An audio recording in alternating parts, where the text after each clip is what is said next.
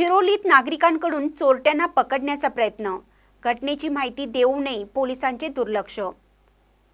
पुलाची शिरोलीत चोरीचा प्रयत्न सुरू आहे, तुम्ही लवकर या अशी विनंती करू नये शिरोली पोलिसांनी बेदखल केलं। अखेर सीसीटीव्ही फुटेजच्या आधारे चोरांना पकडण्यासाठी नागरिकांनीच पोलिसांची भूमिका बजावली।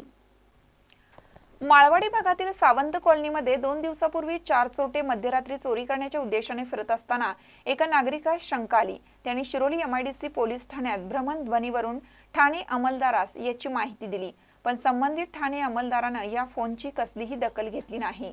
चोरटे मात्र स्क्रॅप चोरी करून गेले। दुसऱ्या दिवशी येथील काही नागरिकांनी सीसीटीव्ही फुटेज पाहून स्क्रॅप चोरणाऱ्या व्यक्तींचा व चोरीचा माल घेणाऱ्यांचा शोध घेतला। त्यांनी चोरीचा माल आणि चोरी केल्याची कबुली दिली। यापूर्वी शिरोलीतील पंचगंगा नदीवरील विद्युत मोटारीच्या अनेक केबल चोरून या टोळीनं रुस्तम खानला विकले असल्याचा संशय नागरिकांनी व्यक्त केला। रुस्तम खानने स्क्रॅप चोरणाऱ्यांची नावे योगेश गजानन भोसले, सुभाष जाधव व साळुंके असं असल्याची माहिती दिली।